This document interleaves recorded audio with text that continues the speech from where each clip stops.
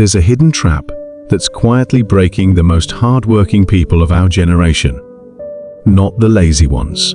Not the ones who give up easily. The ones who do everything right. The people who wake up before sunrise, stack habits, grind in the gym, grind at work, grind in their side hustle. The ones tracking macros, tracking deep work hours, tracking progress in every app. They're burning out, not because they're weak, because they've been taught half of the equation of real discipline. In ancient Japan, there's a word, ma-kan. It means the pause, the gap, the space between things. The quiet between two notes in a song, the breath between two sword strikes, the empty space in a painting that makes the picture powerful. Western culture worships the notes, the strokes, the strikes. Japan learned, without the silence, it isn't music. It's just noise. Right now, your life might be all noise. The question isn't, are you disciplined enough? The real question is, have you learned to use the space between your disciplines? Because that's where your real power lives. Chapter 1. The Man Doing Everything Right. London, present day. Zaid Khan, 29, sat on the edge of his bed at 3:12 a.m., staring at the blue glow of his laptop. Slack. Analytics dashboard. Email. All open. None moving. By every external metric, he was winning. He'd grown his marketing agency from nothing to $110,000 month in retainers. He hadn't slept past 5:00 a.m. in almost 4 years. He lifted or ran 6 days a week, body fat single digits. He'd read 40-60 books every year since university. He posted on LinkedIn daily, built a following, mentored juniors. From the outside, he was the person everyone asked for productivity tips. Inside, he felt like someone had unplugged him from the wall. His hands wouldn't stop trembling. His jaw was permanently tight. His heart rate spiked just from opening his laptop. He'd sleep for 2 hours, wake up wired, scroll through spreadsheets at 2:40 a.m., like his life depended on it. The food tasted like paper. Music, meaningless background noise. And the worst part? The agency had flatlined. Same revenue. Same problems. Hundreds of hours more work. That night, his fiancée Aisha walked in, eyes heavy with her own exhaustion. "Zaid again?" she whispered. "This is the 3rd night in a row. I just need to crack this," he muttered. "We should be at $150,000 by now. We're stuck. I'm stuck." "You're not stuck," she said softly. "You're killing yourself." Her words slid off the armor of his justification. "I can't slow down. There are 10 other agencies going after the same clients. Every hour I'm not pushing is an hour they're getting ahead." "Pushing toward what exactly?" she asked. He didn't answer. He didn't know. 2 days earlier, his lead strategist, Imran, had pulled him aside after a tense meeting. "Bro, I need to say this," Imran said. "You're frying everyone." "What do you mean?" "You sent 39 Slack messages on Saturday about font sizes," Imran said. "You rewrote Sarah's copy line by line at 11:30 p.m. You're on every channel all the time. People are scared to make a move without you. I'm just keeping standards high." "No," Imran said quietly. "You're anxious. And it's leaking into the whole team. 2 people told me they're looking for other jobs." Zaid's chest tightened. "If they can't handle the pace." "It's not the pace," Imran interrupted. "It's that nothing is ever enough for you. Everything is urgent. No one can breathe around you." That word, breathe, annoyed him. Breathing was for people who weren't trying hard enough. He'd shoved the whole conversation into the mental folder labeled, "I'll deal with that later." But still, a small voice he'd been ignoring for months whispered, "What if Imran's right? What if the bottleneck is you?" The breaking point came on a Wednesday. Zaid was at his strength training session with his coach, Mike. They were working heavy deadlifts. "All right, last set," Mike said. "Don't be a hero. Listen to your body." Zaid slapped his cheeks, amped himself up, and yanked the bar like he was at war. Rep 3, his form faltered. Rep 4, his vision tunneled. Rep 5, he dropped the bar and staggered back, heart pounding in his ears. Mike's eyes narrowed.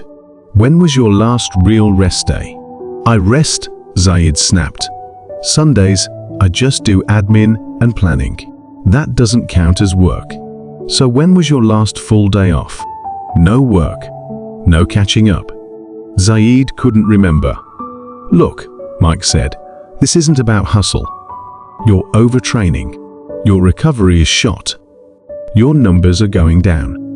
"That's not possible. I'm training harder than ever." "And that's the problem," Mike said. "Muscles grow when you're not lifting. Adaptation happens between the sessions. Right now, you're just tearing yourself up with no time to rebuild. So I should just stop," Zaid said, irritated. "Not stop," Mike said. "Pause. Strategically, trust the process, not your panic." The phrase sliced through him. Trust the process, not your panic. That night, at dinner, mid-sentence, Zaid's fork slipped from his hand. He didn't pass out dramatically. He just couldn't get up. His body felt like cement. His brain like static. Aisha's expression shifted from annoyance to pure fear. "That's it," she said. "We're going to the hospital." "I'm fine," he mumbled. "You can't stand up," she said. "This isn't fine." Chapter 2, The Unexpected Teacher. Emergency room, 1:47 a.m. Zaid lay on the bed with electrodes on his chest, the bitter taste of hospital air in his mouth. Blood pressure, blood tests, EKG. All normal. The doctor, a tired man in his 50s, clicked his pen and looked at the chart. "Good news," he said. "There's nothing structurally wrong with your heart or brain." "So why do I feel like I've been hit by a truck?" Zaid demanded. "Because you're in full-blown burnout," the doctor said. "Your nervous system is stuck in fight or flight. You've been living like you're being chased by a tiger for years." "I sleep," Zaid protested. He thought of the 2-hour fragments, phone always within reach. "You close your eyes," the doctor corrected. "That's not the same as rest. Your body hasn't actually stopped in a long time." "So what do I do?" Zaid asked. "You stop," the doctor said simply. "Not a little. Completely. And not just tonight." Zaid frowned. "You don't understand," he said. "I can't just disappear for weeks. I have a company." The doctor shrugged. "You either choose to stop," he said, "or your body will choose for you. It already started." As they walked out of the ER, Zaid moved like someone 40 years older. In the waiting area, an older Japanese man sat alone, reading a slim book. Silver hair tied back neatly, dark eyes steady, not cold, just extremely present. As Zaid limped past, the man glanced up. Their eyes met. The man gave a small nod, then spoke in lightly accented English. "Forgive me," he said. "I overheard some of what the doctor said. You remind me of my younger students." "I doubt it," Zaid muttered. "They also believed rest was an enemy," the man said, "until their bodies revolted." Something in his calm tone disarmed Zaid's usual defenses. "Who are you?" Zaid asked. "My name is Hiroshi Sato," the man said, closing his book. "I teach traditional martial arts and Japanese aesthetics. My family has taught these things for many generations." He reached into his jacket and handed Zaid a simple card. On it, "It, Hiroshi Sato Dojo of Ma." A London address. A small symbol. "What's Ma?" Zaid asked, squinting at the card. The space between, Hiroshi said. The pause that gives meaning to action. The gap in which strength is actually built. Zaid raised an eyebrow. "Sounds philosophical." "It's not philosophy," Hiroshi said. It's physics, biology, reality. If you keep living without Ma, your discipline will destroy you instead of serving you. He held Zaid's gaze. Come tomorrow, Hiroshi said. 6:0 a.m. If you want to understand why doing more is giving you less. Normally, Zaid would have tossed the card into the nearest bin. He had books to read, podcasts to listen to, hacks to try. But something about Hiroshi's stillness, like he wasn't in a rush to convince, cut through the noise. On the Uber ride home, Zaid turned the card over in his fingers. The space between his calendar for 6:0 a.m. was, of course, already packed. He deleted the events for the first time in years. Chapter 3, the first lesson, sitting in the gap. The next morning, bleary-eyed but curious, Zaid arrived at the address. He'd pictured a gritty fight gym with katanas on the wall and students screaming ki. Instead, he found a quiet courtyard behind an unmarked wooden door. Shoes neatly lined up by the entrance. A rack of simple wooden swords. The smell of tatami mats and green tea. Hiroshi stood in the center, barefoot, hands loosely by his sides. You came, he said. Just for today, Zaid replied defensively. I'm not trying to become a monk. Today is enough, Hiroshi said. Come. He led Zaid, not to a training hall, but to a bare room with a low table and 2 cushions. Sit, Hiroshi said. Zaid sat, waiting for some instruction, breathing pattern, mantra, visualization. Now what? He asked. Now, Hiroshi said, you do nothing. For 20 minutes. Just sit. Zaid laughed, thinking it was a test. I can sit, he said. I stand all day in queues and traffic. You can keep your eyes open and close, Hiroshi said. Doesn't matter. No phone, no reading, no planning, no optimizing. Just sit in the space. He set a small timer. The first 20 seconds felt fine.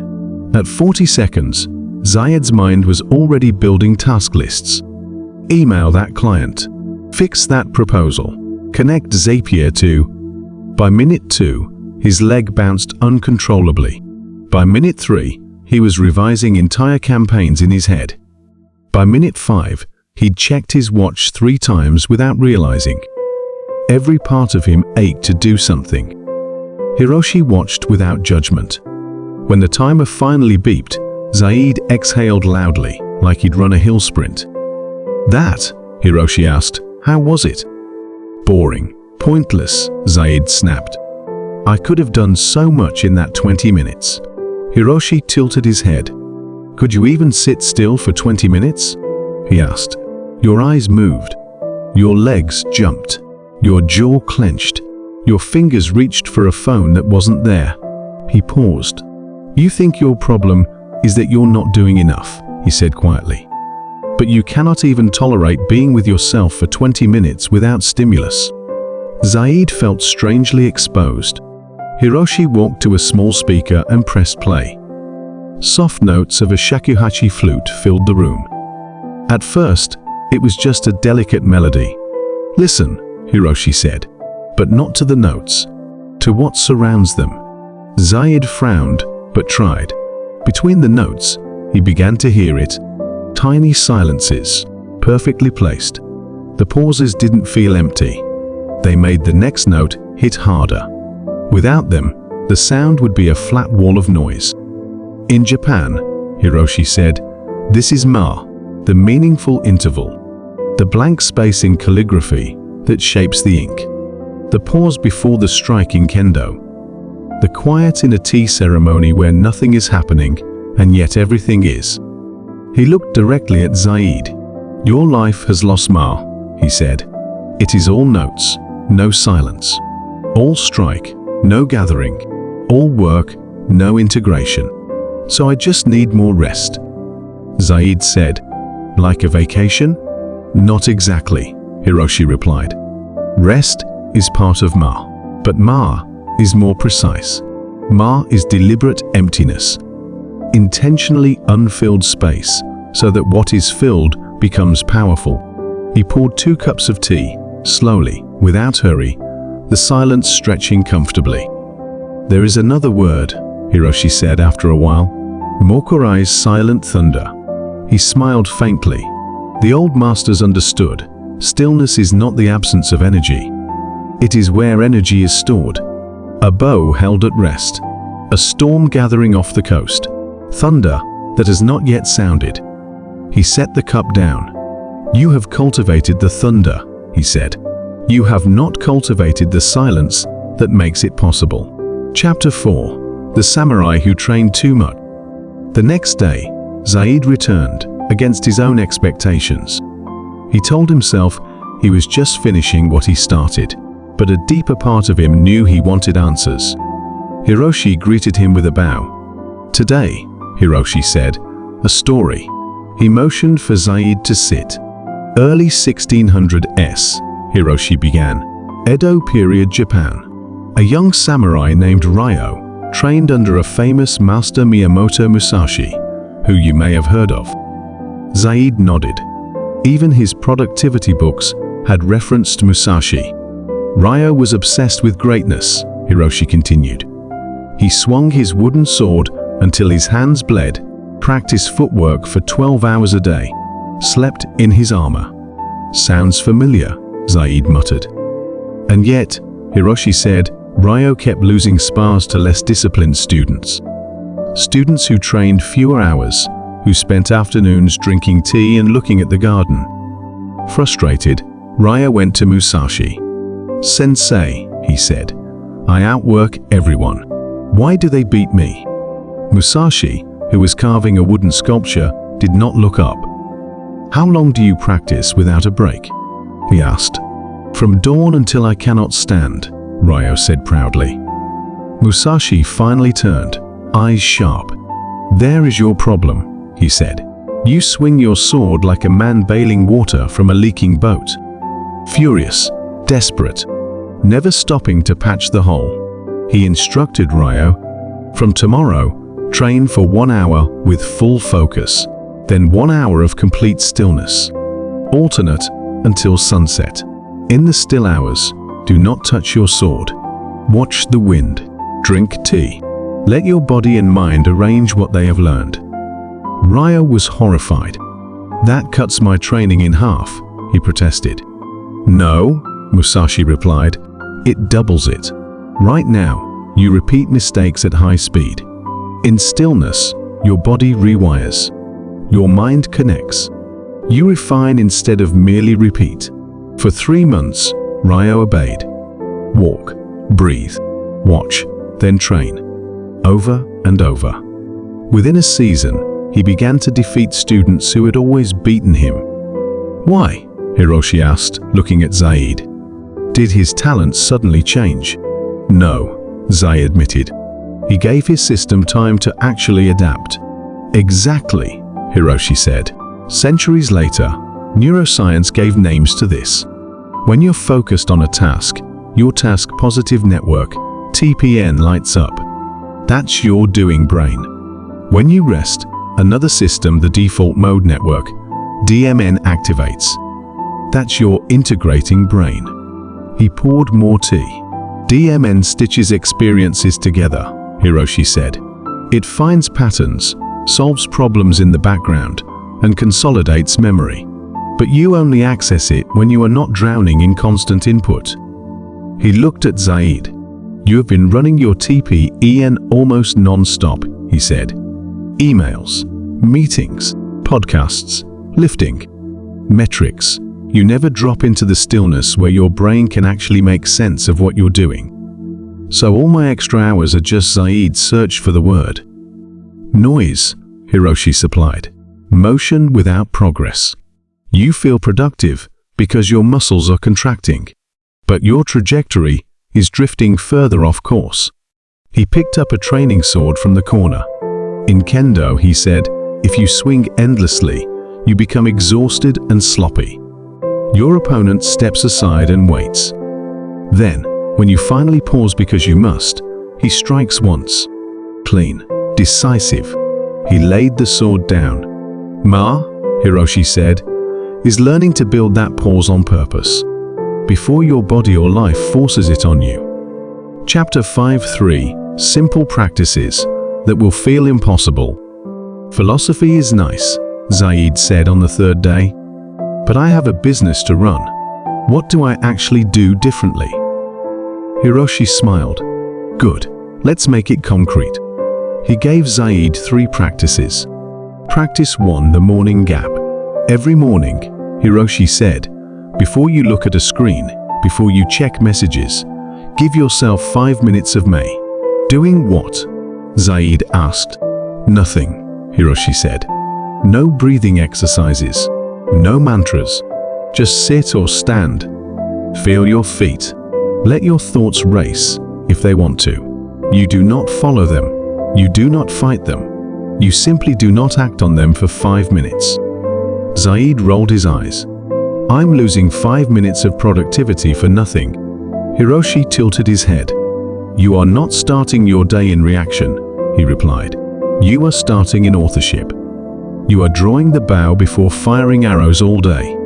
The first morning, those 5 minutes felt like holding his hand over a flame. His mind screamed, you're wasting time. Check your email. Check your revenue. Check something. He didn't move. By day 4, a subtle shift appeared. The rush to open his phone was a bit weaker. The first hour of work felt more deliberate, less scattered. And something else. Stillness revealed just how frantic he actually was. The silence didn't create anxiety, it exposed it. He realized his constant motion had been medication, not mastery. Practice 290/15 rhythms. The brain cannot perform at peak focus for 8 straight hours, Hiroshi said. But you are trying to make it. That is, like sprinting a marathon. He drew a simple grid on paper. For deep work, he said, use 90 minutes focus, 15 minutes full May. For 90 minutes, 1 task. No notifications. No just quickly checking anything. Then 15 minutes, no phone. No business books. No productive learning. Just exist. Walk. Stare out the window. Stretch. That is when your DMN consolidates what you just did. Zaid grimaced. If I stop every 90 minutes, I'll get less done. Try it for a week, Hiroshi said. Measure output, not hours logged. The first day, Zaid nearly cheated every break. He'd stand up, then instinctively reach for his phone like a smoker reaching for a lighter. He caught himself, shoved his hands in his pockets, and walked around the block instead. By the third 90-minute block, something strange happened. His work felt easier, clearer. He finished a proposal in 1 block that usually took him an entire afternoon of context switching. At 9 p.m., instead of feeling like a zombie, he noticed he still had mental energy left. That felt wrong, like he was slacking. Practice 3, the weekly stop. The hardest practice, Hiroshi said, is the one your ancestors understood best. The Sabbath. A full day of not doing. I already take Sunday off, Zaid argued. That's when I plan. Grocery shop. Listen to podcasts. Catch up on messages. Hiroshi raised a hand. That is not off, he said. That is unpaid overtime. He looked at Zaid steadily. Pick one day, Hiroshi said. 24 hours. From sunset to sunset or morning to morning. No work. No just checking. No self-improvement content. No optimization. You're allowed to be a human, not a project. Zaid's chest was constricted. If I disappear for a full day, the business will lose momentum, he protested. Momentum without rest is just exhaustion, with branding, Hiroshi said. True momentum includes recovery. Runners build speed by respecting rest days, not by ignoring them. Zaid chose Sunday. The first Sabbath nearly drove him insane. By 11 a.m., he was inventing reasons to open his laptop. By 2 p.m., he was pacing like a caged animal, heart racing from doing nothing. But he stayed with it.